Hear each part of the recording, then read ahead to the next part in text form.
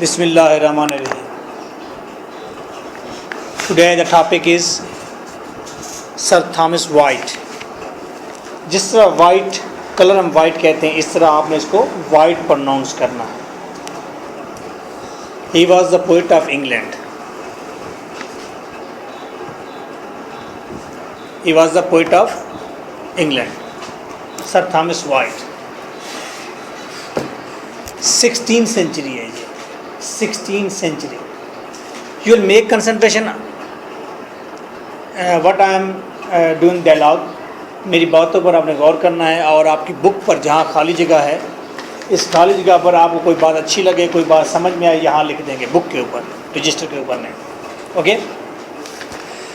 Sir Thomas white ने जो poetry की है वो कोई बहुत उम्दा पोइट्री तो नहीं है, लेकिन फिर भी थॉमस वाइट को इसलिए याद रखा गया है क्योंकि he is the first English sonneteer. English में पहली बार सोनेट को उसने इंट्रोड्यूस कराया है. अब व्हाट इज़ सोनेट, पहली बात हम ये कर लेते हैं. मैंने आपको एक बात बता दी, इंग्लिश पोइट है, इंग्लैंड का है, गवर्नमेंट सर्विस में रहा है, मुख्तलिफ मुल्कों के टूर्स किए हैं इसने, और इसके अलावा इसने ये 16th सेंचुरी का पोइट है और 16th सेंचुरी में इंग्लिश में बहुत ज़्यादा काम हुआ है. 16 and 17 सेंचुरी में, इवन के 17th सेंचुरी में जॉन डन भी है, 17th सेंचुरी में इवन के शेक्सपियर भी है, मिल्टन भी है, 15 और अब 16th सेंचुरी के अंदर क्रिस्टोफर मार्लो भी है. मतलब बहुत सारे अच्छे अच्छे राइटर मौजूद हैं. सर थॉमस वाइट की क्वालिटी ये है कि he is the first English sonneteer. Sonneteer का मतलब है सोनेट लिखने वाला. सोनेट क्या चीज़ होती है? देखिए, आपकी उर्दू की पोएट्री के अंदर एक नज़म है, एक गज़ल है, फिर कोई दोया कहते हैं, कोई माया कहते हैं, कोई शेर कहते हैं, कपलेट कहते हैं, यानी कि फिर आज़ाद नज़म है. इस तरह की 4-5 वैरायटीज़ मौजूद है ना. इंग्लिश में भी इसी तरह वैरायटी मौजूद है. सोनेट ऐसी पोइम होती है जिसकी 14 लाइन्स होती है, बस इसकी एक निशानी यही है, और इसकी एक ख़ास राइमिंग स्कीम होती है. राइमिंग स्कीम कैसे होती है? जैसे कि मैं आपको एग्जांपल दूं, अगर मैं ये कहूं what is this life if full of care, we have no time to stand and stare. अब मैंने बीए की लेयर पोएम पढ़ी है, जिसका पहला कपलेट मैंने पढ़ा है. पहले शुरू में क्या है? What is this life if full of care. दूसरा कपलेट आया, एंड पर क्या आया? केयर. Okay, CARE. एंड पर फिर आया stare. Okay, we have no time to stand and stare. तो स्टेयर और केयर का कम्बिनेशन जो है, तो ये रिदम में आ गया. हम इसको रिदम को कहते हैं कि ये आ है. ठीक है. इसी तरह जहाँ भी कपलेट के आखिरी लफ्ज़ मिलेंगे, हम कहेंगे ये राइमिंग स्कीम है, और फिर उसकी राइमिंग स्कीम हम बताएंगे.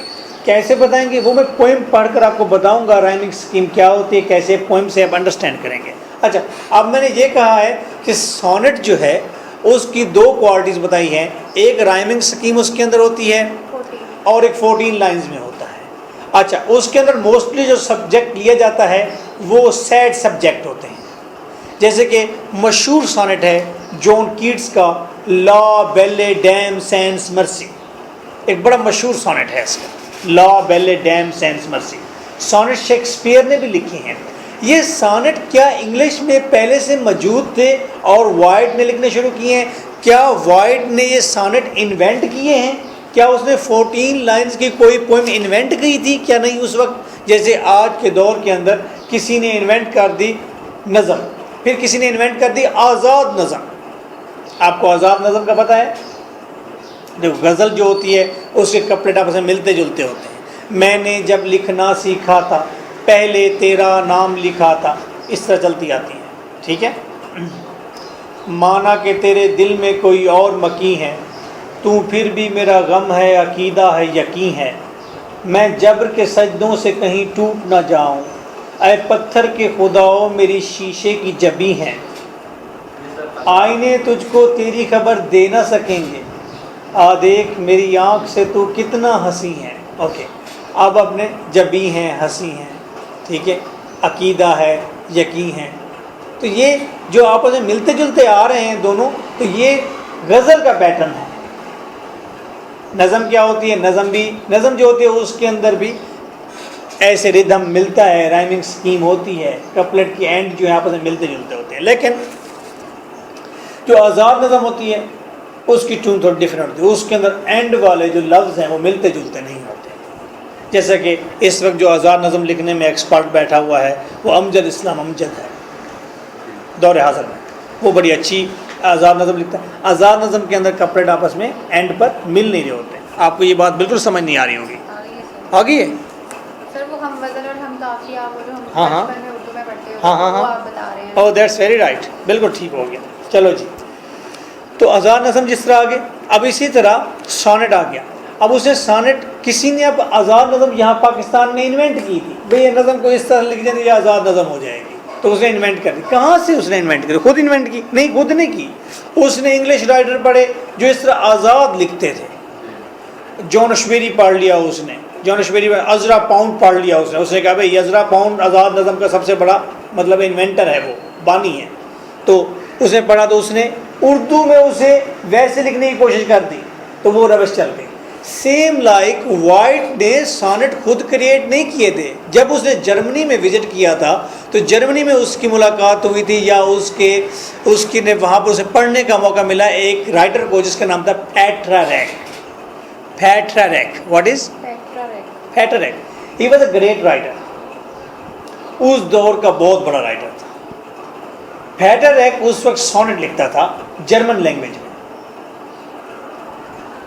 ओके, जब इसने उस जर्मन लैंग्वेज में पैटर्न पढ़ा तो इसने कहा रिदम तो बड़ी अच्छी है, ये तो बड़ा अच्छा है। उसने उसी लैंग्वेज इंग्लिश सेलेक्ट की, रिदम वही सेलेक्ट की। इवन कि उसने पेट्रारेक की कुछ पोएम्स को इंग्लिश के अंदर ट्रांसलेट करके उसने लिख दिया। ओके, तो अब सर थॉमस वाइट का सबसे बड़ा कारनामा क्या है कि उसने इंग्लिश के अंदर सोनेट को इंट्रोड्यूस करा दिया। सोनेट क्या है? एक पैटर्न है पोएम लिखने का, उस पैटर्न पर उसने काम किया। उसके बाद शेक्सपियर ने भी सोनेट लिखे, जॉन कीट्स के ज़बरदस्त सोनेट सामने आए हैं। सोनेट के अंदर फिर काम होना शुरू हो गया। तो वाइट और फिर इसका एक स्टूडेंट है जिसका नाम है सरे ने भी सोनेट लिखे। तो वाइट और सरे को हमेशा इकट्ठे याद किया जाता है, इसीलिए एक ही बुक में दोनों चीज़ें रखी गई हैं मोस्टली। तो जहाँ हम वाइट को पढ़ते हैं उसके बाद सरे को पढ़ते हैं तो हमें बिल्कुल कोई कन्फ्यूजन नहीं होती, दोनों उस्ताद शागिर्द हैं और दोनों सोनेट ही लिखते रहे हैं। इन्होंने पेट्रारेक के कुछ सोनेट लिए हैं, उनके आइडियाज़ तक को भी इंग्लिश में शिफ्ट करके बिल्कुल इंग्लिश रिदम के अंदर बना दिया है उसको। तो अब मैं अगर आपसे ये पूछूं कि सर थॉमस वाइट का सबसे बड़ा कारनामा क्या है, तो आप क्या कहेंगे? इंग्लिश में उसको इंट्रोड्यूस करवाया सोनेट को इंट्रोड्यूस कराया। उसके अलावा उसके जो आइडियाज़ हैं, these are very light ideas, वो कोई इतने बड़े आइडियाज़ नहीं है, वर्दी टू डिस्कस नहीं है। बहुत सारी पॉइंट्स को कॉपी भी किया है जो जर्मनी से उसने यस पेट्रारेक की जो उसने पढ़ी। ओके, नो आपको ये इंट्रोडक्शन मिल गया। अब हम एक पोएम पढ़ रहे हैं जिसका नाम है they flee from me. No I am first making reading, और आप देखिए राइमिंग स्कीम देखिएगा, रिदम कहाँ कहाँ मैं बनाता हूँ, कैसे कैसे बनती है। They flee from me that sometime did me seek, with naked foot stalking within my chamber. Once have I seen them gentle, tame and meek. Meek देखिए किसके साथ बना रहा है एकदम? Seek and meek. दरमियान में चैम्बर है। That now are wild and do not once remember. Chamber, remember. Okay? तो इसकी हम रिदम को बनाएंगे। इसकी रिदम बनती है इन 4 लाइन्स की। अगर मैं रिदम मुझे कहा जाए या एग्ज़ाम में मैं बैठा हुआ मुझे कहा जाए इसे बताएं जिसकी कौन सी राइमिंग स्कीम है, तो मैं कहूँगा आ बा। कैसे पता चला आ बा? मैंने सीख को आ ले लिया, अभी ये आ है सपोज। मैंने चैम्बर को बा ले लिया, अभी ये पहले से डिफरेंट थी, मैंने इसको बा कह दिया, बी लिख दिया। ए और बी, ए को मैं आ पढ़ रहा हूँ, बी को मैं बा पढ़ रहा हूँ। Okay, are you following? मुझे आप फॉलो कर रहे हैं? तो देखो मैंने ये लिखा हुआ है आ, दूसरे को बा लिखा हुआ है, इसी तरह लिखा। तो तीसरी जगह पर जब मैं आया तो मुझे सीख से मिलता जुलता लफ्ज़ मिल गया मीक, तो मैंने कहा ये फिर आ साउंड है, पहली वाली साउंड के साथ टच होगी ये। तो तीसरा मुझे रिमेंबर मिल गया, रिमेंबर चैम्बर के साथ मिल गया, तो मैंने कहा ये बा साउंड है। तो फिर मैंने कहा इसकी रिदमिक स्कीम है आ बा। अच्छा, उसके बाद जी that sometimes they have put themselves in danger to take bread at my hand and now they range। अब मैंने डेंजर एक नया लफ्ज़ है, डेंजर मेरा सीख से नहीं मिलता, चैम्बर से नहीं मिलता, मीक से नहीं मिलता, रिमेंबर से नहीं मिलता। तो इसका मतलब ये एक अलग लफ्ज़ उसने इस्तेमाल किया, इसकी अलग रिदम बनेगी, तो मैंने इसको खा की साउंड दे दी है, सी दे दिया है। मैंने इसके सामने सी लिख दिया, आप भी लिख देंगे सामने। अच्छा, फिर मैं आगे चलता हूँ। To take bread at my hand and now they range, range भी डेंजर से नहीं मिलता, तो मैंने इसको डी साउंड दे दिया, डा। ओके, बसली सीकिंग इन कॉन्टिन्यूअल चेंज। अब रेंज और चेंज आपस में मिल गई है, ठीक है। तो मैंने रेंज को क्या दिया था, डा, तो मैं चेंज को क्या दूंगा, डा ही दूंगा। अच्छा, अब देखें कि खा साउंड जो डेंजर था वो अकेला रह गया, ठीक है। खा के साथ उसने कोई रिदम नहीं बनाई, और तो डेंजर और रिमेंबर या चैम्बर का साउंड मिलता नहीं। हाँ, रिमेंबर, चैम्बर, रिमेंबर, डेंजर नहीं मिलता, ठीक है। तो ये खा, तो ये साउंड खा जो है इसके साथ कोई भी नहीं मिलता, तो उसने इसे अकेला रखा है। उसने राइमिंग स्कीम ही इस तरह से बनाई है, जो मैं बाद में बताऊंगा। इन सब की इकट्ठे मैं बताता हूँ, आ बा खा डा डा।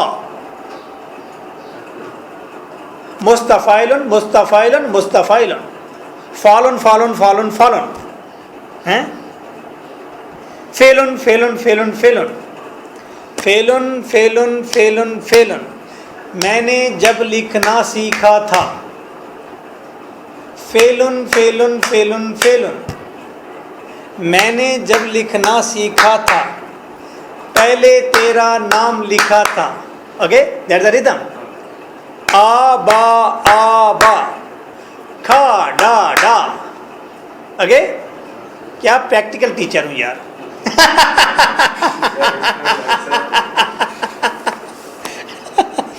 तो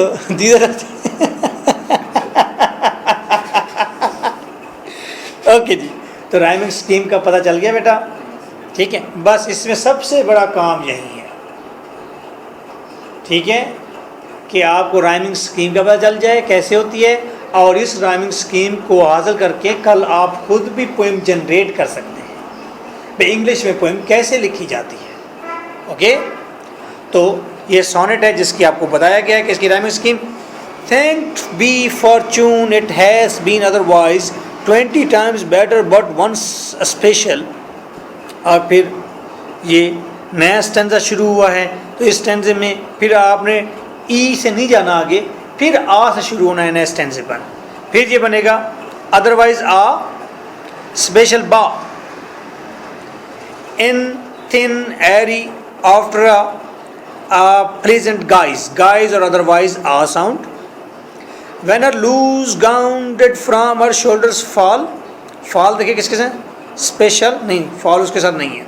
अच्छा जी, fall फिर ये जी सी आ जाएगा। and she me caught in her arms long and small, फिर सी। and there withal so sweetly did me kiss, किस किसी के साथ मिल रहा है भाई, नहीं मिल रहा, डा sound. And softly said dear heart how like you this, डा। अच्छा भाई देखें, अगर इसको स्पेशल को संभाल नहीं, फॉल स्पेशल नहीं होता, स्पेशल अलग है। अच्छा, अब इसके अंदर राइमिंग स्कीम वो फिर बदल गया है।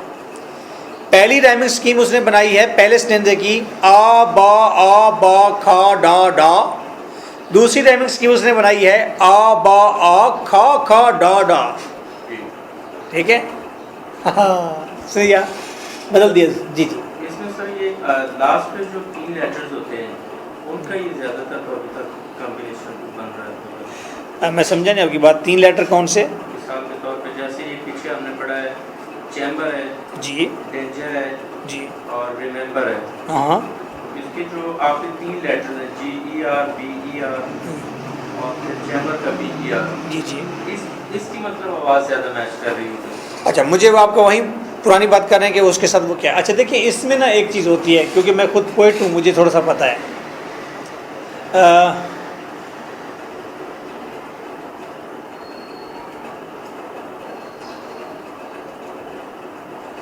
कुछ लफ्ज़ ऐसे होते हैं जब बोलते हैं तो उनके हरूफ भी सेम होते हैं, आखिर में ई आर आ रहा होता है सबके आखिर में, लेकिन फिर भी उसकी प्रोनाउंसिएशन डिफरेंट होती है।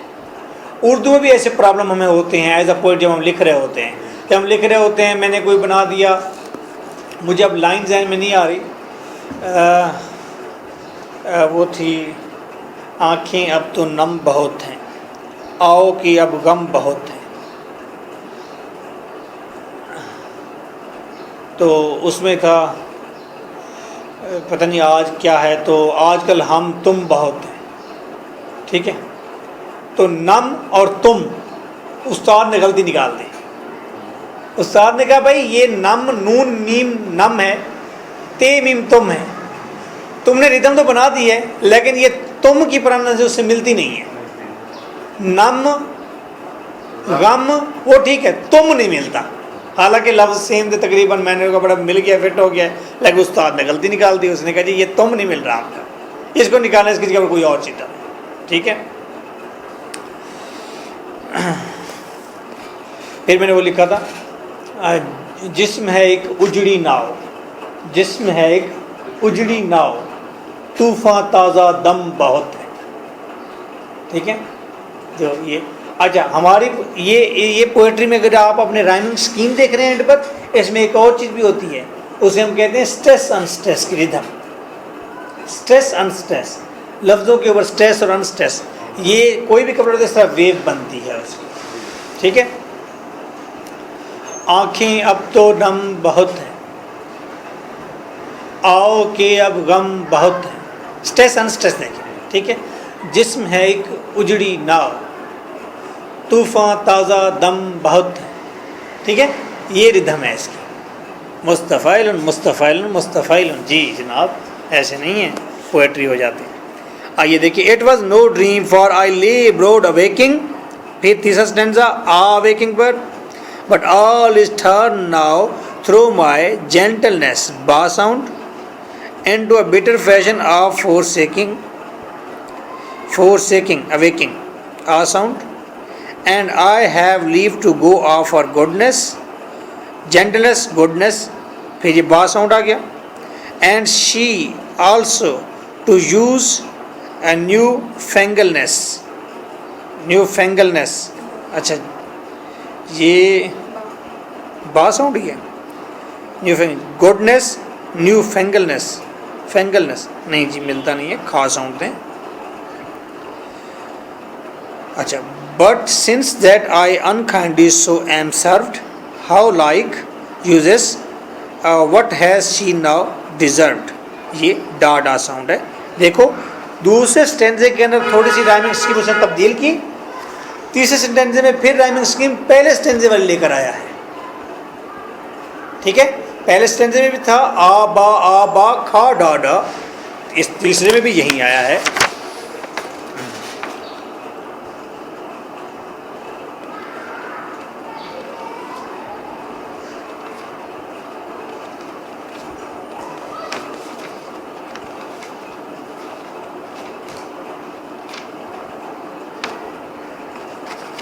Okay, now we will translate this poem. इस पोएम की ट्रांसलेशन देखें। इस पोएम के अंदर पोइट मौन कर रहा है, मौतम कर रहा है। ये देखो, जो भी लिखना हो इसी के ऊपर लिखा। हाँ नहीं, थोड़ा नहीं पड़ेगा ये। कभी आप जब भी किताब खोलेंगे आपको फिर ये रजिस्टर नहीं खोलना पड़ेगा। जितना किताब पर लिख सकते हैं लिखें। MA पार्ट 2 का ये रूल है, जितना लिखना है किताब के ऊपर लिखें। लेक्चर के दौरान जब भी बुक खोलेंगे सब चीज़ सामने लिखें, पेन से लिखें, रेड से लिखें। जगह है, ऊपर जगह है, यहाँ जगह है, भर दें इसको, ये जगह है, ये जगह है, सारी भर दिया करें। अच्छा, इस पोएम के अंदर पोइट मौन कर रहा है, मातम कर रहा है। किसका? अपनी बिलवेड्स का। बिलवड नहीं है, बिलवड्स हैं, ठीक है। बहुत सारी औरतें उसकी ज़िंदगी में थी, और एक वक्त था वो हर वक्त उसके पास आती जाती रहती थी, और आज क्या है, वो कहता है कि कोई भी नहीं आती, सारी भाग दौड़ गई हैं, और कह रहा है बड़ी बेवफाएँ ये सारी की सारी।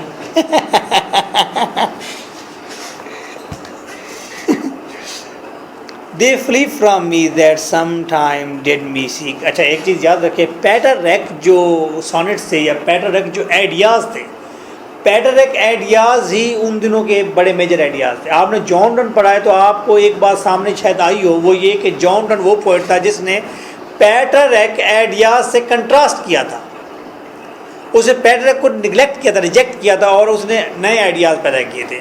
पैटरैक आइडियाज़ कौन से थे? पैटरैक आइडियाज़ के अंदर वेमेन की वर्शिप की जाती थी, वेमेन की प्रेज़ की जाती थी। और जॉन डन आया था, उसने कहा go and catch a falling star, जा और गिरता हुआ तारा थाम ले। फिर उसने ऐसी बातें की तो वो जो बड़ा डिफरेंट थी।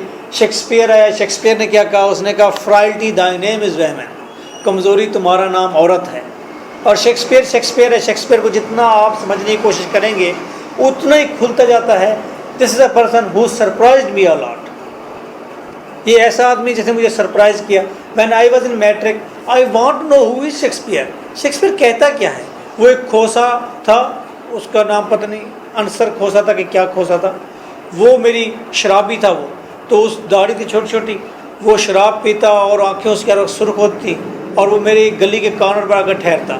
तो मुझे वो अक्सर आकर कहता, जहाँ से मुझे शौक़ पड़ा ना कि शेक्सपियर कैसा है, उसने कहा मोटा साहब शेक्सपियर कहता है ज़िंदगी के बारे में। अब उसे शराब पी होती थी, तो कहता ज़िंदगी एक उजड़े हुए मैखाने की दहलीज पर बैठी नंगी तवैफ का नाम है। और मैं उसको सोचता रहता इस डायलॉग को, ज़िंदगी एक उजड़े हुए मैखाने की दहलीज पर बैठी नंगी तवैफ का नाम है। ये है ज़िंदगी की इंटरप्रिटेशन। तो शेक्सपियर ने कहा कि ज़िंदगी एक तवैफ है। नहीं, शेक्सपियर की ये क्वालिटी है कि शेक्सपियर को जितना आप आएंगे आगे, शेक्सपियर उतना ही एक्सपेंड होगा, उतनी रोशनी ज़्यादा देगा। ज़िंदगी उजड़े हुए मैखाना, मैखाना क्या होता है? जहाँ पर ऐश व इशरत की जाती है। मैखाना ऐश व इशरत की जगह है, लेकिन उजड़ा हुआ है। अब उसमें वो जामो सबू नहीं है, वहाँ गर्द पड़ी हुई है, वहाँ पर शराब मौजूद नहीं है, उजड़ा हुआ मैखाना है। लेकिन मैखाना कायम है, मौजूद है, उजड़ा हुआ है, उजड़े हुए मैखाने की दहलीज पर। अब दहलीज पर वो बैठता है जिसको आस होती है। ज़िंदगी आस, उजड़े हुए ऐश व इशरत की जो पहले होती थी कभी, उसकी आस में बैठी नंगी तवैफ, वो भी नंगी, ठीक है। नंगी तवैफ की क्या हालत होगी, लोग उसे किस तरह से देखते हैं, किस हालत में देखते हैं, क्या सोचते हैं, का नाम है, ठीक है। यानी कि उसने कहा ज़िंदगी जो है वो ऐश व इशरत, खुशियाँ उसकी आस में कहीं बैठी हुई है ज़िंदगी। उसने अपने दौर की इंटरप्रिटेशन ये की। तो frailty thy name is women, Shakespeare ने कहा कमज़ोरी तुम्हारा नाम औरत है। उसने ये नहीं कहा औरत तुम कमज़ोर हो। मीन की अगर तमाम कमज़ोरियाँ इकट्ठी कर ली जाए और कहें जिसको नाम क्या दें, शेक्सपियर कहता है कि इसे कहें कि ये औरत है। यानी कि औरत, उसने कहा तमाम कमज़ोरियों का मजमूआ है। फ्राइल्टी दाई नेम इज़ वुमेन। जदीद दौर के अंदर उन्होंने कहा, मैंने पढ़ा देखा इश्तिहार मून मार्केट में लगा हुआ था, उसमें लिखा हुआ था, हाथ बने हुए थे दो, ऐसी जंजीर थी, तो वो जंजीर टूट रही थी, नीचे लिखा हुआ था फ्राइल्टी नो मोर। हाँ, कमज़ोरी मज़ीद नहीं। औरत के हाथ थे, वो जंजीरें तोड़ रही थी। फ्राइल्टी नो मोर, कमज़ोरी मज़ीद नहीं। यानी कि अब आप देखें कि उस दौर के अंदर मैं ये बताना चाह रहा था कि वेमेन की वर्शिप की जाती थी, लेकिन बाद में शेक्सपियर, डॉन जैसे कैरेक्टर आके इन्होंने क्या किया, वेमेन को इन्होंने क्रिटिसाइज़ किया। लेकिन ये जो वॉइट है, इसने पैटरैक पैटर्न लिया है और पैटरैक आइडियाज़ को ही लिखा है। यानी कि इस पोएम के अंदर हम ये पढ़ने वाले हैं कि वो अपनी बिलवर्ड की तारीफ़ करेगा या उसकी मोहब्बत में मरा जाएगा। Is it okay? If you have any question you can raise me. They flee from me that sometimes did me seek. अब वो मुझसे दूर चली गई हैं जो कभी मेरे पीछे हुआ करती थी। With naked foot stalking within my chamber. हाय, और कहते हैं नंगे पाँव मेरे चैम्बर में ठहरती थी आकर। अरे क्या डोमेस्टिक उसने वो दिखाया है ना, ट्विस्ट दिखाया है कि इतनी डोमेस्टिक थी मेरे घर के अंदर, मेरे कमरे के अंदर, कि वो नंगे पाँव वहाँ पर ठहरी होती थी। अब उसको नंगे पाँव ठहरना, उसको किस तरह, उसके जहन में है वो बात, किस तरह उसे बार बार रिमाइंड करा रहा है। जिस तरह के जेम्स जॉयस को वो अपनी स्टोरी के अंदर लिख रहा था, उसने कहा उस लड़की की गर्दन पर एक खम था और उसके ऊपर रोशनी पड़ रही थी, तो खम उसे भूला नहीं ज़िंदगी भर, वो उसको बड़ा याद करता था उस खम। तो इसी तरह वो नंगे पाँव ठहरी हुई है। Once have I seen them gentle time and meek, एक बार मैंने उन्हें पाया था कि वो जेंटल भी थी, वो टेम भी थी। टेम का मतलब समझते हैं ना, टेम का पालतू, मैंने पाली हुई थी, वो पालतू थी मेरी। एंड मीक, और बड़ी ओबीडियंट भी थी, शर्माने वाली भी थी। That not obedient, that now और वाइल्ड, और वो जो मीक थी, टेम थी, जेंटल थी, अब वो बड़ी जंगली हो गई हैं, एग्रेसिव हो गई हैं। डू नॉट वंस रिमेंबर, और वो याद भी नहीं करती। That sometime they have put themselves in danger, और एक वक्त तो वो था कि वो अपने आप को खतरे में डाल देती थी। For what, to take bread at my hand, and now they range, कि वो मेरे हाथ से वो खाना खा लेती थी। वाइल्ड का जिक्र किया है तो बाद में कहा है मेरे हाथ से खाना खाने का रिस्क ले लेती थी। तो ये वाइल्ड का जो जिक्र किया है तो उससे मेरे जहन में जो आइडिया आता है वो शाहीन का आता है। शाहीन को पालतू बनाते हैं, बड़ा मुश्किल से बनता है, और वो रिस्क लेता है हाथ पर खाना खाने का। लेकिन वो फिर कहते हैं शाहीन को जितना मर्जी पाल लो, पालतू कर लो, उड़ जाता है, फिर भी बाज नहीं उड़ के जाता, बाज रह जाता है इंसान के पास, तो शाहीन उड़ जाता है। There are many forms. अब ये शक्ल सूरत तो यहाँ पर नहीं है मैं दिखा सकूँ, लेकिन मैं आपको बहुत सारी किस्में बता सकता हूँ। मैं क्योंकि बलूचिस्तान में रहा हूँ और मैं ये शिकार करता रहा हूँ, इसके वो शिकारी थे सारे। तो इसमें एक लिया होता है, 2-3 हज़ार रुपये का होता है। एक फिर इनका होता है बादशाह, वो उसका होता है। सर मैं देख रही हूँ ये ऑन है कि नहीं है। ओके, कीप इट नाउ है, नॉट अ मैटर। तो उसके बाद जी क्या कहा मैंने आपसे, बादशाह होता है, वो 10-1 हज़ार रुपये का है। फिर चरगेला है, वो कोई 20-30 हज़ार का होता है। फिर जी उसके बाद शाहीन है। शाहीन तो वहाँ पर वो 2-3 हज़ार रुपये की होती है जो मिलती है शाहीन जो है। जो बाज है वो बहरी से शुरू होता है, तकरीबन 5 लाख रुपए की होती है बहरी। वो पानी के अंदर जाती है, फिर बाहर भी मछली पकड़ के, बहरी उसे कहते हैं। फिर उसके बाद फिर आता है बाज। जो बाज है उसकी फिर 3 किस्में हैं। वो असल में चर्ग है बाज, उसे चर्ग कहते हैं। 3 किस्में, एक चूज़ है, एक बोझ है, एक तरीन है। तो चूज़ जो है वो मिल जाता है तकरीबन 20-1 लाख का। जो बूझ है तो वो तरीन है। इसी तरह फिर काला तरीन है उसके अंदर, चर्ग के अंदर। ये जो लास्ट वाले स्टेजेस हैं ना, बहरी से ऊपर वाली, ये सीखते हैं और ये डोमेस्टिक हो जाते हैं, टेम हो जाते हैं। तो ये अब गर्मियों का मौसम है ना, इस वक्त अरबी भी आपको बलूचिस्तान में मिलेगा। फिर आजकल हालात ख़राब है, ना हो जाए, पहले अरबी भी मिलते हैं, अंग्रेज़ भी मिलते हैं बलूचिस्तान में। वो ये बिज़नेस ही यहीं करते हैं। ये यहाँ से रशिया से सारा परिंदा उड़ता है, तो यहाँ बलूचिस्तान में हमारे शिकार होता है। ओके, तो शाहीन की बात हम आगे निकल गए। तो शाहीन में फ़र्क होता है। बसली सीकिंग इन कार्डिनल चेंज। अब बिजली सीकिंग इन कार्डिनल चेंज, अब मुसलसल वो तब्दीलियाँ लेकर आ रहे हैं, तब्दीलियों को हासिल कर रहे हैं। वो लेडीज़ मुसलसल तब्दील हो रही हैं। बिजली मसरूफ़, वो मसरूफ़ हैं, सीकिंग हासिल कर रही हैं, इन कार्डिनल चेंज मुसलसल तब्दीली। तो ओवरऑल हमने ये पैटर्न, ये पूरा सेंजा पढ़ा जिसका पैटर्न है आबा खा डा, जिसके अंदर ये पोइट ने कहा है कि एक वक्त था मेरे पास झुरमिट था, मेरे पास सारी वो लड़कियां ख़वातीन आती थीं और वो मेरे पास डोमेस्टिक थीं, मेरे हाथ से खाना भी खाती थी, मेरे पास रहती थी। लेकिन अब वो तब्दील हो गई हैं, चली गई हैं। Thank be fortune it has been otherwise 20 times better, but once special. In thin airy, after a pleasant guise, when her loose gown did from her shoulders fall, and she me caught in her arms long and small, and therewithal so sweetly did me kiss, and softly said, dear heart, how life is this.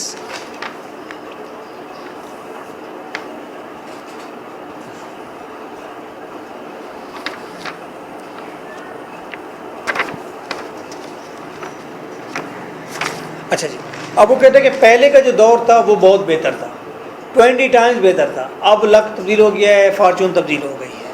पहले तो एक बार ऐसे भी हुआ था कि एक औरत मेरे पास आई थी मेरे चैम्बर में, क्या किया था उसने, आगे पढ़ते हैं। थैंक बी फॉर्चून, अच्छा जी किस्मत की ये शुक्र अदा करें, इट हैज़ बीन अदरवाइज, कि पहले तो इससे बिल्कुल मुनफरद थी दुनिया, 20 times better but once special. Sir ये मैं बताता हूँ कि हैज़ की जी जी जी जी, हैज़ के लिए हैज़ इस्तेमाल किया जाता था, प्रोनाउंस को आपने हैथ नहीं करना, हैज़ ही करना है, हैज़। ये हैज़ की जो टी एच साउंड है, इस साउंड को कहते हैं थीटा साउंड, और इसको इस तरह निकालते हैं सा सा सा, थिंक साट, थिंक साट, थिंक साट, तो हैज़ हैज़। फॉर एग्जांपल जैसे हम बोलते हैं I think, Yes. I think, I think हल्का कर जी, आई थिंक। आपने टिप ऑफ द टंग को अपर जो आपका टीथ रिज है इसके साथ टच करना होगा, और टच करके रुकेंगे, थिंक थिंक। ओके, ये साउंड थोड़ी सी टेक्निकल है। ओके, हैज़ ये वही साउंड है। थैंक फॉर फॉर्चून, अच्छा जी किस्मत की फिर भी शुक्र अदा करता हूँ कि पहले जो दौर था वो 20 टाइम्स बेटर था, बट वन स्पेशल, एक वक्त तो इतना अच्छी हैपनिंग हुई थी, ऐसा स्पेशल पीरियड था, इन थिन एरी, बस वो हल्के फुल्के कपड़ों में थी, आफ्टर अ प्लेजेंट गाइस, चेहरा खदोखाल, शक्ल सूरत बड़ी खूबसूरत बनाई हुई थी, एक लड़की थी आई थी मेरे पास, when a loose gown did from her shoulders fall, और उसके शोल्डर से उसका गाउन भी थोड़ा नीचे ढलका हुआ था, यानी कि उसके शोल्डर भी नज़र आ रहे थे, and she me caught in her arms long and small, और उसने मुझे अपने लंबे और अपने छोटे बाजू के अंदर संभाल लिया। आप देखिए ये कॉम्बिनेशन कैसे बनाया है, लंबे और छोटे बाजू के अंदर मुझे संभाल लिया है। वो एट द सेम टाइम लंबे भी है संभाल, मैन के मुकाबले में वो संभाल है, लेकिन वैसे उसकी कद और समझ के लिहाज से वो लॉन्ग है, उसका वो कैसे फील कर रहा है वो उसको। And therewith so sweetly did me kiss, और यहाँ पर उसने मुझे बड़ा ही अच्छा एक किस किया स्वीटली, एंड सॉफ्टली सेड, और मुझे ऐसे धीरे से कहा, dear heart how like is this, कैसा लगा है?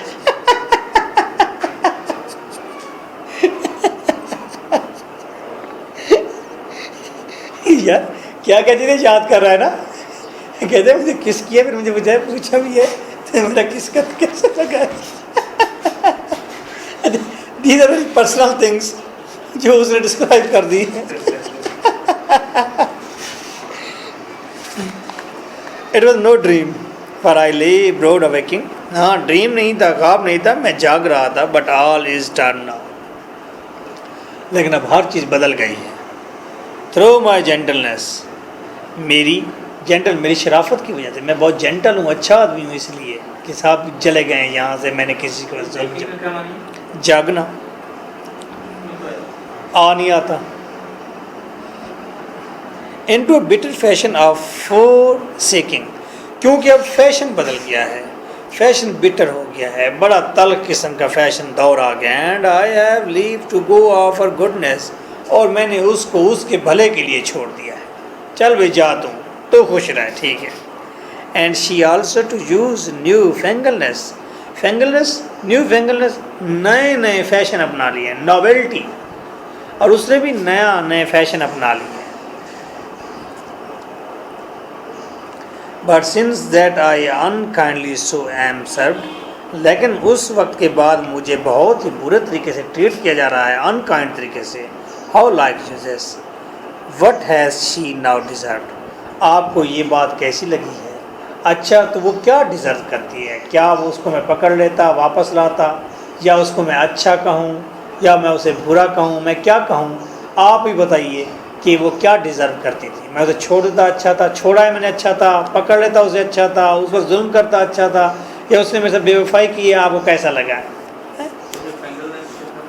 फेंगल वैसे होता है जहरीले दांत होते हैं, न्यू फेंगलनेस का मतलब वैसे ये नॉवेल्टी, नई चीज़, नई बात, वो नई फैशन की तरफ चली गई जो कि बुरा है मे भी। हाँ बस नए फैशन की तरफ।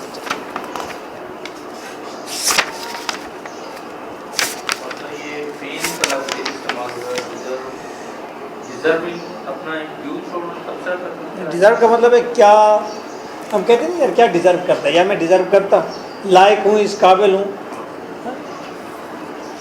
अच्छा, फ़ैन क्या है इस्तेमाल हुआ है?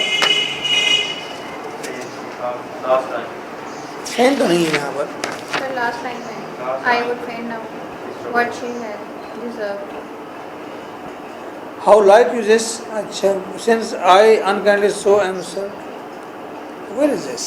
that word last time तीसरा word I would fain now what she if no, अच्छा जी यहाँ पर चेंज है। हाउ लाइक यू दिस है, आई वुड फेन नाउ। फेन कौन सा है जी, देखिए, सही है, थोड़ी सी आई वुड change फेन है, नाउ the words दैट कुछ शी कम है। Had deserved.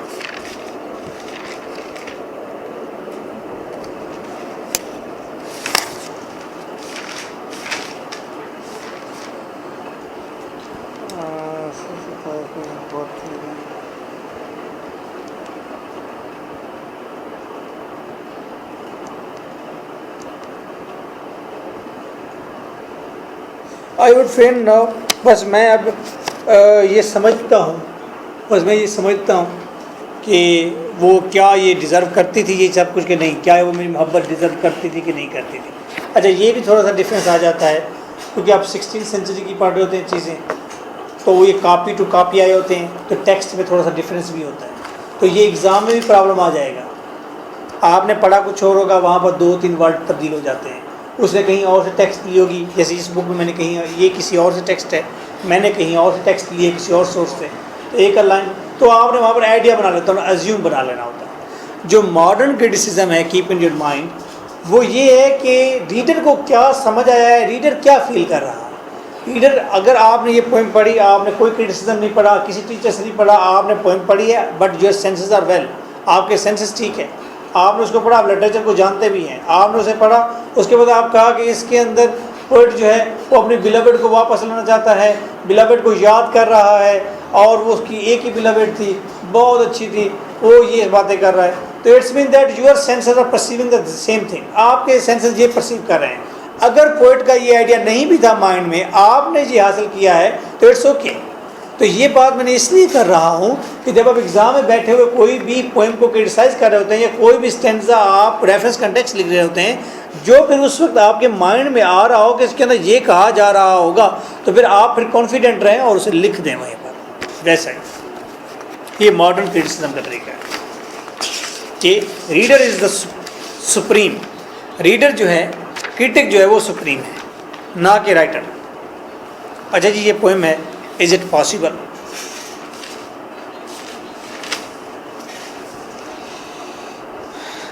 Is it possible that so high debate, so sharp, so sore, and of such rate, should end so soon and was begun to so late? Is it possible? Is it possible so hasty heat and soon spent, from love to hate and thence far to relent? Is it possible? Is it possible that any may find within one heart so diverse mind to change or turn as weather or wind? Is it possible? Is it possible to spy it in any eye that turns as so oft as chance or die? The truth whereof can any try? Is it possible? Is it possible for to turn so oft to bring that lowest that was most aloft, and to fall highest yet to light soft? It is possible. All is possible. Whose list believe? Trust therefore first, and after grief. As men wed ladies by lessons and leave, all is possible.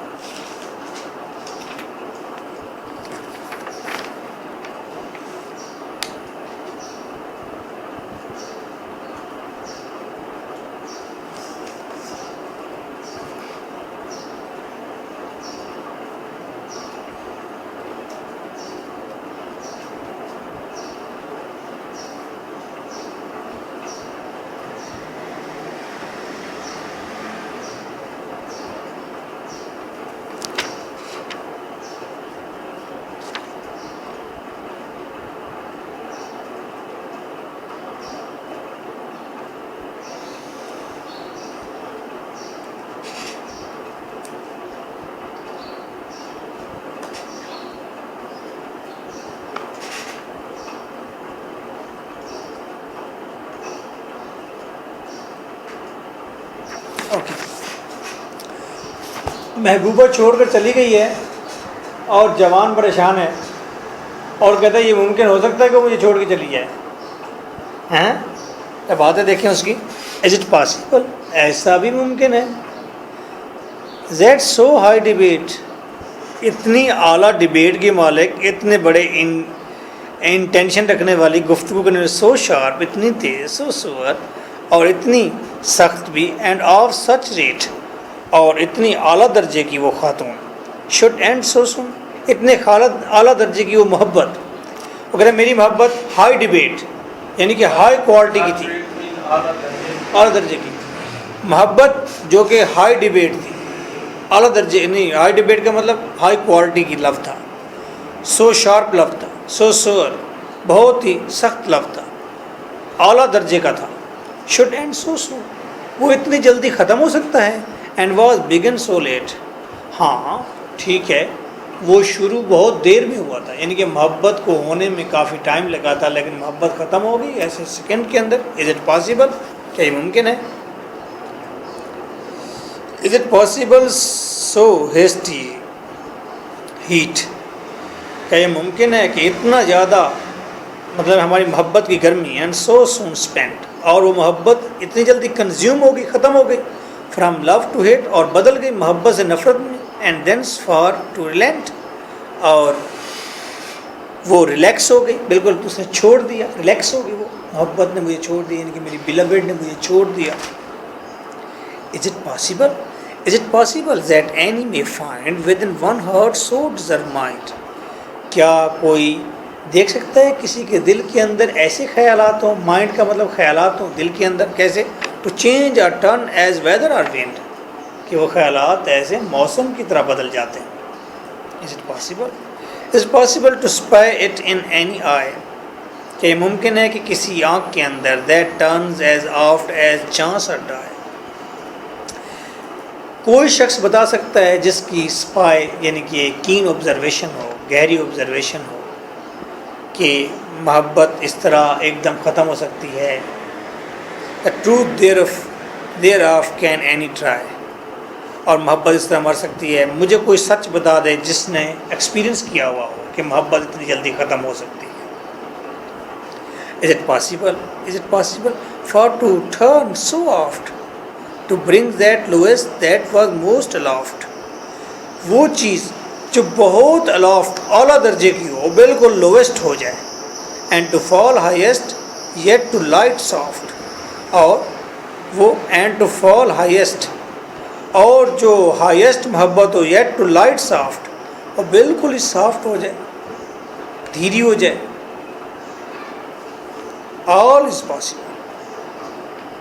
Who is list to believe, list का मतलब जो सुनना चाहता है, listen, जो भी इस यकीन को, इस बिलीव को, इस अकीदे को सुनना चाहता है, ट्रस्ट देयर फॉर फर्स्ट, तो पहले वो ट्रस्ट करे, एंड आफ्टर प्रीव, पहले वो किसी के ऊपर ट्रस्ट करे, किसी से मोहब्बत करे, और उसको प्रूव मिल जाएगा कि औरतें ऐसी ही होती हैं, वो चली जाएगी। As man wed ladies by licence and leave, और देखिए कि मर्द तो पूरे पूरे लाइसेंस लेते हैं शादी करके, शादी एक लाइसेंस है, हैं? लेकिन उसके बावजूद भी, लाइसेंस लेने के बावजूद भी औरतें छोड़ देती हैं, कि लाइसेंस भी लिया हुआ है कि जी ये लाइसेंस मिल गया कि अब मैंने आसार ज़िंदगी तुम्हारे साथ, तुमने मेरे साथ गुजारनी है, उसके बावजूद भी औरतें छोड़ के चली जाती हैं।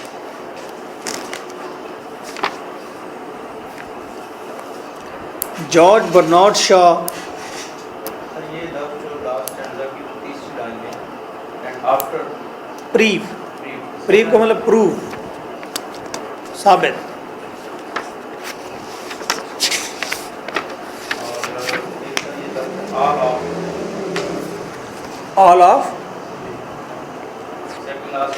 ऑल ऑफ यू, तुम में सब, तमाम लोग, लोगों को कह रहा है, पुकार रहा है।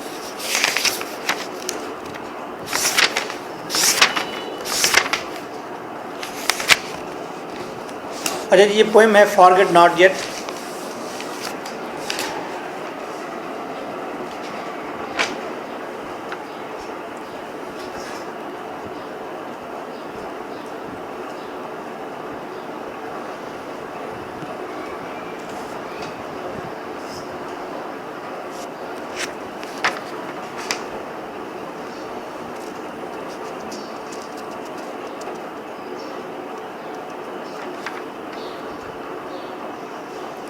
कहीं पर देखें ये लिखा हुआ है इसके अंदर राइमिंग स्कीम क्या है, क्रिटिकल एप्रिसिएशन में होगा, कहीं होगा।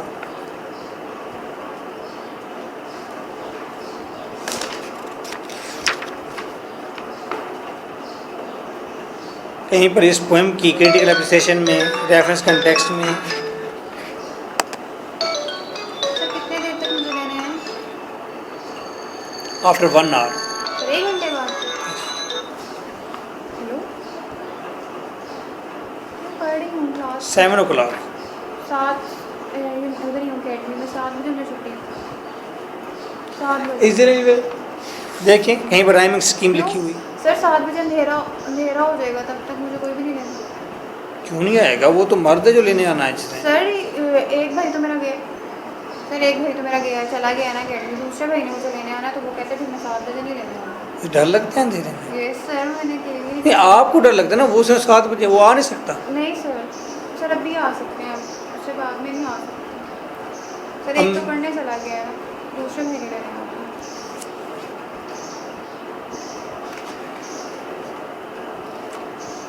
अच्छा भाई कहीं पर मिला है कि नहीं मिला? सर मुझे तो बता दें।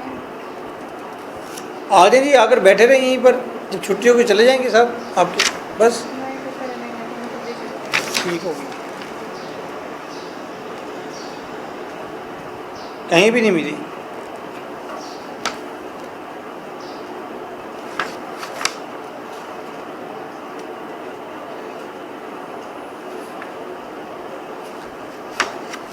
ओके जी, forget not yet. Forget not yet the tried intent of such a truth as I have meant. ये नहीं पढ़नी सर, ये मैडम विद चलो बाद में पढ़ लेंगे। देखिए मेरे सामने ये आगे forget not yet मिली है आपको? देखो बेटा 660 forget not yet 659।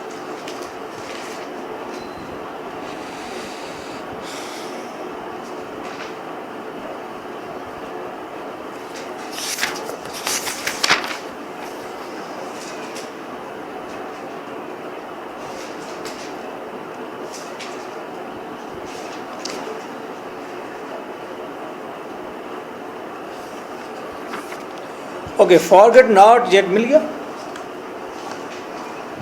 फिर 659 page number.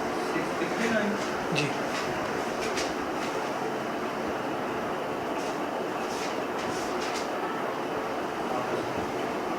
forget not yet the tried intent of such a truth as I have meant, my great travail so gladly spent. Intent meant spent, forget not yet, ba. Forget not yet when first began the very life ye know, since when the suit, the service none tell can. Again, ba. Forget not yet the great essays, the cruel wrong, the scornful ways, the painful patience in delays. Forget not yet. Ba. Forget not that, oh, forget not this, how long ago has been and is the mind that never meant amiss. Forget not yet. Forget not then thine own approved, the which so long has thee so loved, whose steadfast faith yet never moved. Forget not just this yet last में उसने जिस दिया है, और ये जिस जो है ये क्या बनेगा? हाँ ठीक है, ये बा साउंड को हम कंसिडर कर रहे थे, आ बा, ये भी आ बा ही बनेगा, लेकिन वो चेंज होगी, लेकिन बनेगा बा ही।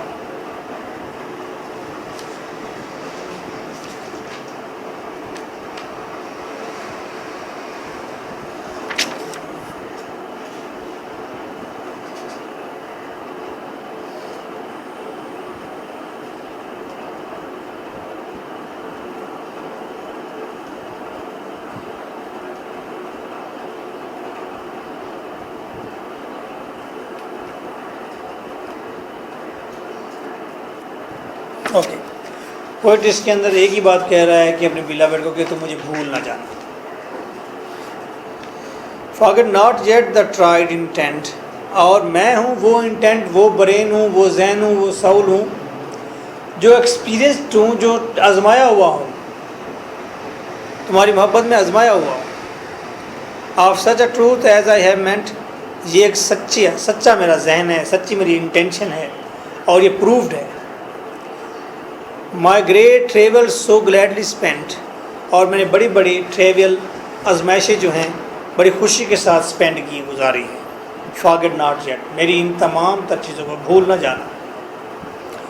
Forget not yet when first began, और मत भूलना जब पहले मोहब्बत शुरू हुई। The very life you know since when, तब से मोहब्बत ज़िंदगी बड़ी दुखी थी मेरी।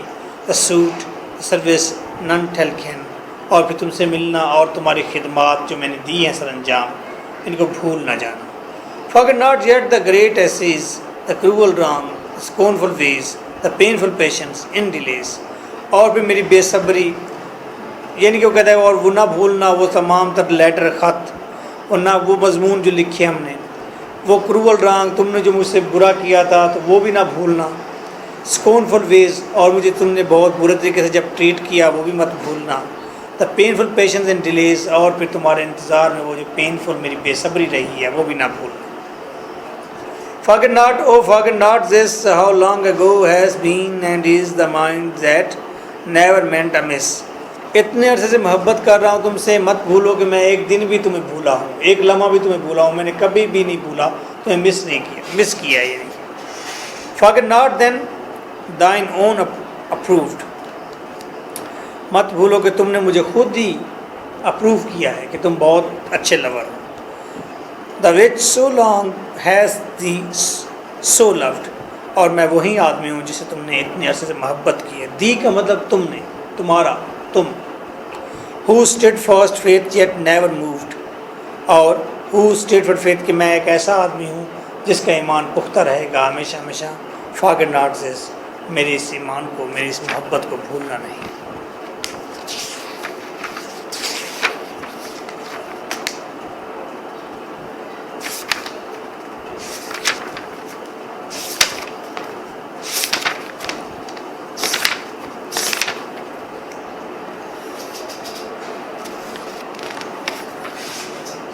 ये पोएम है आपके पास, madam without and many words. आइए बेटा जी।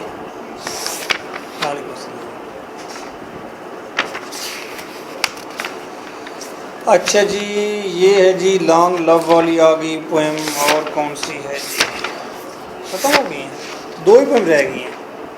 हुज लिस्ट टू हंट, लो जी मैं आखिरी पोएम पढ़ा रहा हूँ, हुज लिस्ट टू हंट, बाकी दो तीन जो पोएम्स आप खुद पढ़ लेंगे, सब कुछ लिखा हुआ है। ओके, आपको राइटर के मूड का पता चल गया लिस्ट टू हंट है ना जी। हुजो लिस्ट टू हंट, रेडी है? Whoso list to hunt, I know where is an hint, but as for me, alas, I may no more. The vain evil has wearied me so sore. I am of them that farthest come behind, yet may I by no means my wearied mind draw from the deer, but as she flees afore, fainting I follow, I leave off therefore. Since in a net I seek to hold the wind, who list her haunt, I put him out of doubt, as well as I may spend this time in vain. And graven with diamonds in lattice plain, there is written her fair neck round about. Nowly me tanger, for Caesar's I am, and wild for to hold, जो I seem tame. इसकी जी rhyming scheme है, लिख लें साथ साथ, आ बा बा आ, दोबारा देखें शुरू से, आ बा बा आ, बा बा आ, खा, डा खा, ई। दोबारा देख लें, आ बा बा आ, बा बा आ, खा, डा खा, आ, ई।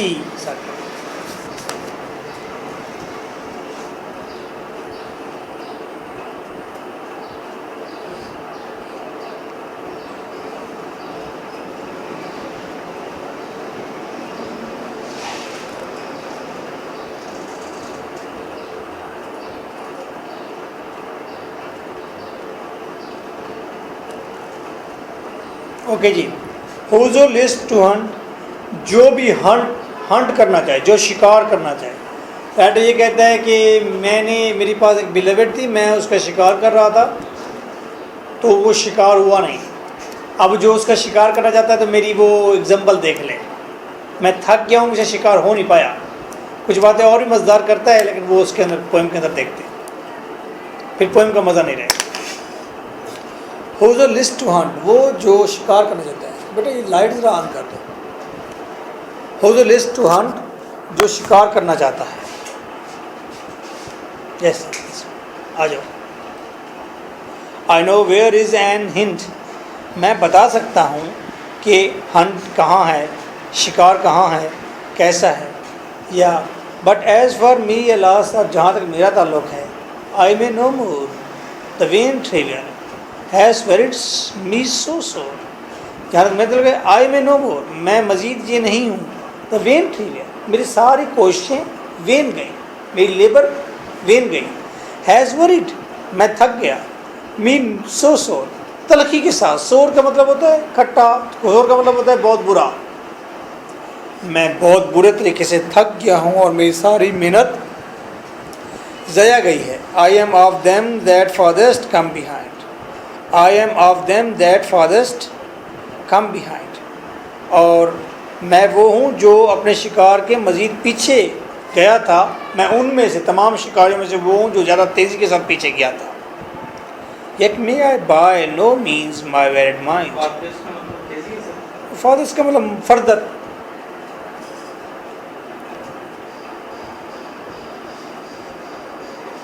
Yet may I by no means my wearied mind, आप यकीन कीजिए कि बस मेरा जहन थक गया था, मैं बेहोश होने वाला हो गया था उसके पीछे भाग भाग के। ड्रॉ फ्रॉम द डे, मैं उस हिरन के बहुत करीब पहुंच गया था। उसने हिरन किसको कहा? उस बिलवेड को कहा ना, उसके बहुत करीब था। But as she fleeth afore fainting I follow, लेकिन वो मेरे आगे आगे थी और मैं तो बस मरने वाला हो गया था, फेंटिंग, बेहोश हो गया था। I leave off therefore, फिर मैंने छोड़ दिया। Since in the net I see, leave off therefore, फिर मैंने शायद जाल फेंक दिया। वो कहते हैं फेंटिंग का मतलब बेहोश होना होता है, कमज़ोर होना होता है, बेहोश होकर गिरना। Since in a net I seek to hold the wind, और फिर मेरे नेट में क्या आई? हिरन नहीं आया बल्कि खाली हवा है। हो लिस्ट हर हंट, लिस्ट वो सुने, हर हंट जो उसका शिकार करना चाहता है उस औरत का। I put him out of doubt, मैं उसको सारे डाउट ख़त्म कर सकता हूँ। एज वेल एज आई, और ख़ुद मैं spend his time in vain, मैंने सारा वक्त बर्बाद किया उसके पीछे। And graven with diamonds in latest plain, और फिर लिखा हुआ है डायमंड के साथ छोटे छोटे हरूफ में, there is written her fair neck round about, उसके गले के गिर्द एक कॉलर है, पट्टा है, जिसके ऊपर लिखा हुआ है डायमंड के साथ। क्या लिखा हुआ है जी? नॉली मी ठैंगर फॉर सीजर आई एम, कोई भी मुझे नहीं फंसा सकता, मैं सीजर के लिए हूँ। Caesar was a cruel king हैं, वो सीजर ऐसा था कि वो कौन काट देता था लोगों के, ठीक है, उसका नाम सीजर रखा गया। कैंची, असल में उसका एक तो ये था, दूसरी बात ये कि वो फर्स्ट आदमी था जिसका सिजेरियन हुआ था, पेट चाक करके जो हुआ था अपनी माँ का, ठीक है, तो उसका नाम सीजर रखा गया था। जूलियस सीजर उसका नाम था, बहुत क्रूअल था। बाद में वो बड़ा क्रूअल भी था और कान भी काट देता था। अच्छा, and wild for to hold, और मैं हूँ वाइल्ड, बहुत जंगली हूँ मैं। जो आई सीम टीम, लगती हूँ मैं बड़ी टेम, पालतू, कि आप कहेंगे मुझे ऐसे पकड़ लेंगे, लेकिन मैं हाथ में नहीं आने वाली। मैं तो सीजर के लिए हूँ, किसी बहुत ही बड़े आदमी के लिए हूँ। सर मैं इसमें एक समझ लिया कि इसका आवाज़ जो है वो लवर कर रहा है, और टेंट पे जाके जो एड्रेसिंग है वो बिलवर की तरफ हो गई है। हाँ, वो यही कहना चाहता है, वो बिलवेड की तरफ। तो जहरी बात है, बात तो एक ही कर रहा है ना, कि कहता है कि जो भी उस औरत का शिकार करना चाहता है तो वो औरत बड़ी जालिम है और वाइल्ड है, और एंड पे कहता है कि उसने लिखा हुआ भी है। बाद में उसकी ज़ुबान में वो खुद हाँ उसने उसकी ज़बान तो नहीं कहा, हाँ ठीक है एंड पर आपने भाई वो ये कहती है कि मैं सीजर के लिए हूँ।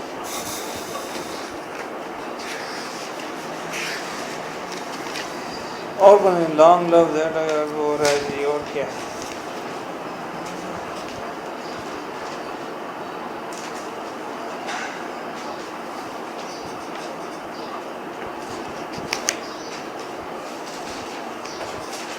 Okay, these are the poems you have to prepare these poems now. अच्छा इसके क्वेश्चन आंसर भी डिस्कस कर दें, वाइड के क्वेश्चन आंसर भी डिस्कस कर दें बैठ के। अच्छा वाइड का एक ही क्वेश्चन है जो बहुत इंपॉर्टेंट है और वो है एज अ सोनेटर। देखो बेटा दिखाओ जरा, कंट्रीब्यूटेड टू इंग्लिश पोएट्री, ये वही सोनेटर वाला है।